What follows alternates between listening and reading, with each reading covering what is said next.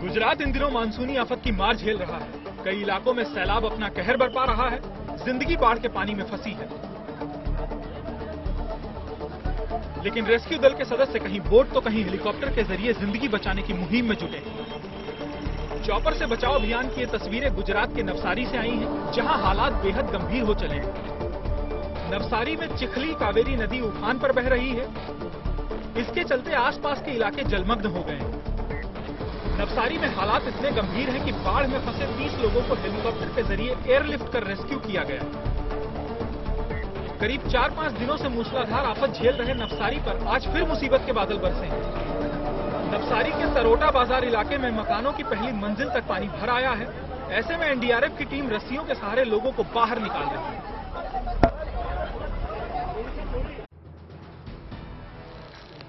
केदारनाथ धाम आने वाले तीर्थयात्रियों को अब मौसम की सटीक जानकारी समय पर मिल सकेगी। दरअसल केदारनाथ में ऑटोमेटिक वेदर सिस्टम इंस्टॉल किया गया है।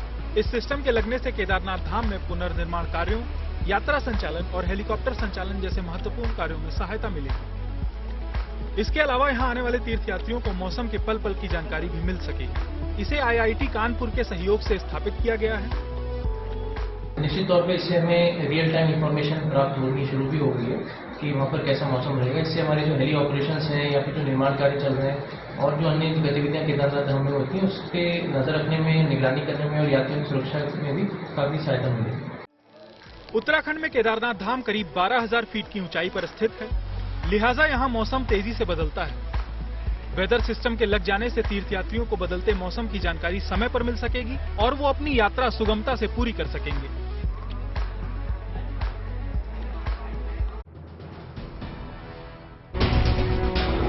तो तैयार हो जाइए एक शानदार सफर के लिए, क्योंकि बुंदेलखंड एक्सप्रेसवे की शुरुआत होने वाली है।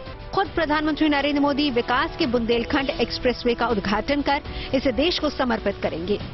प्रधानमंत्री मोदी के साथ ये प्रोजेक्ट प्रदेश के मुख्यमंत्री योगी आदित्यनाथ के लिए भी बेहद खास है।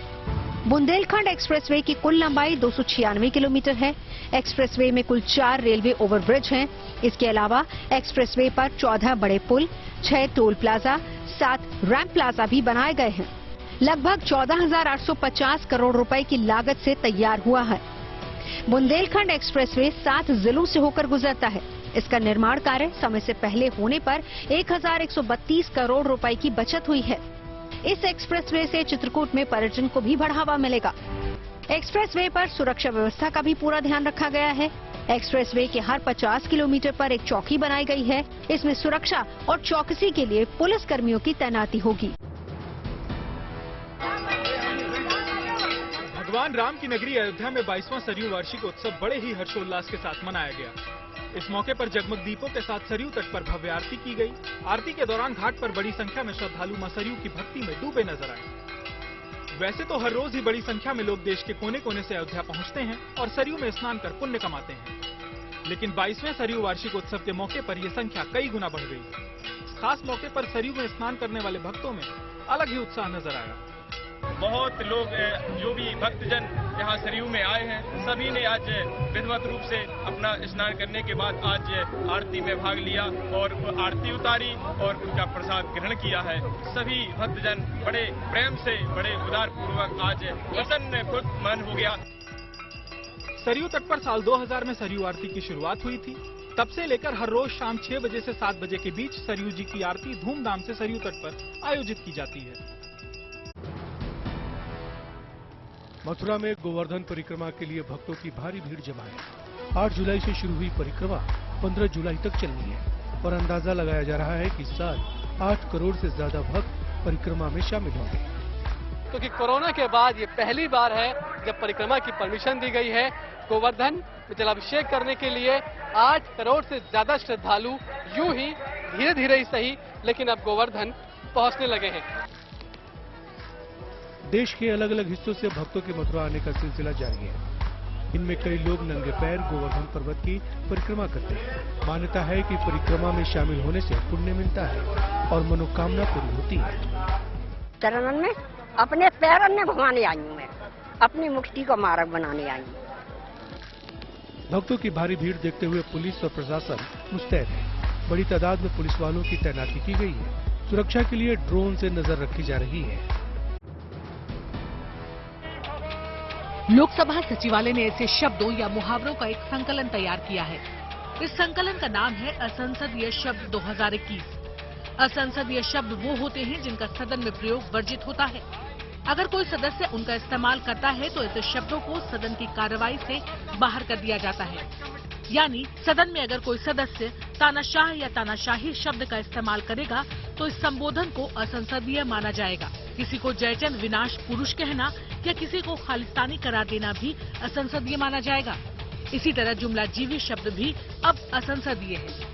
हिंदी के ही नहीं बल्कि अंग्रेजी के कई शब्दों को असंसदीय माना गया है, जिसमें ashamed, abuse, betrayed, corrupt, drama, hypocrisy और इनकम्पिटेंट जैसे शब्द शामिल हैं। असल में लोकसभा में कामकाज की जो नियम है उनमें साफ कहा गया है कि अगर अध्यक्ष को लगता है कि चर्चा के दौरान अपमानजनक, अभद्र या असंवेदनशील शब्दों का इस्तेमाल किया गया है तो वो उन शब्दों को सदन की कार्रवाई से हटाने का आदेश दे सकते हैं।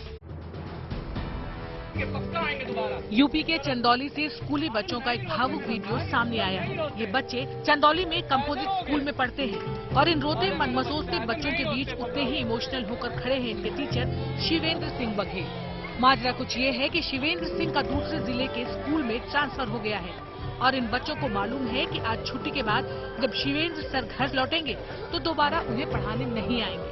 ये सारा प्यार है जो जोड़ बटोर के बच्चों ने मेरी कमाई के रूप में जिस दिन मैं आखिरी दिन वहाँ से विदा हुआ हूँ, पूरा गांव और पूरे बच्चे छोड़ने आए थे और उनकी आंखें नम थी। दरअसल शिवेंद्र ने बच्चों पर कभी हाथ नहीं उठाया, कभी डांटा तक नहीं। बच्चों के साथ बच्चा बनकर पढ़ाया। बच्चे जमीन पर बैठकर पढ़ते तो शिवेंद्र भी उनके साथ नीचे बैठ जाते। पढ़ाई के साथ साथ वो बच्चों से प्यार, दुलार और अपनेपन की बातें करते। साथ साथ वो गांव के बच्चों को भविष्य के इम्तिहान के लिए भी तैयार कर रहे थे। यही वजह थी कि 4 साल में अपने टीचर से बच्चों को इतना गहरा लगाव कि वो अपने टीचर से दूर ही नहीं होना चाहते। भगौड़े कारोबारी और आईपीएल के पूर्व चेयरमैन ललित मोदी ने गुरुवार को सबको चौंका दिया। उन्होंने ट्विटर पर पूर्व मिस यूनिवर्स सुष्मिता सेन से डेट करने का ऐलान किया। इसी ट्वीट में ललित मोदी ने सुष्मिता को बेटर हाफ भी बताया, जिसके बाद दोनों की शादी की अटकलें भी लगने लगी। मीडिया में खबर छाई तो पहले ट्वीट के करीब आधे घंटे बाद अपनी सफाई में आईपीएल के पूर्व चेयरमैन ने दूसरा ट्वीट किया, जिसमें उन्होंने लिखा कि स्पष्ट कर दूं कि शादी नहीं हुई है, एक दूसरे को डेट कर रहे हैं, शादी भी जल्द होगी। ललित मोदी के इस ट्वीट के बाद उनकी और सुष्मिता सेन की शादी से जुड़ी अटकलों पर विराम लग गया। 2008 से 2010 तक आईपीएल के चेयरमैन और कमिश्नर रहे ललित मोदी पर मनी लॉन्ड्रिंग का आरोप है। इस मामले में कानूनी कार्रवाई से बचने के लिए वो 12 साल पहले देश से फरार हो गए थे और फिलहाल लंदन में रह रहे हैं।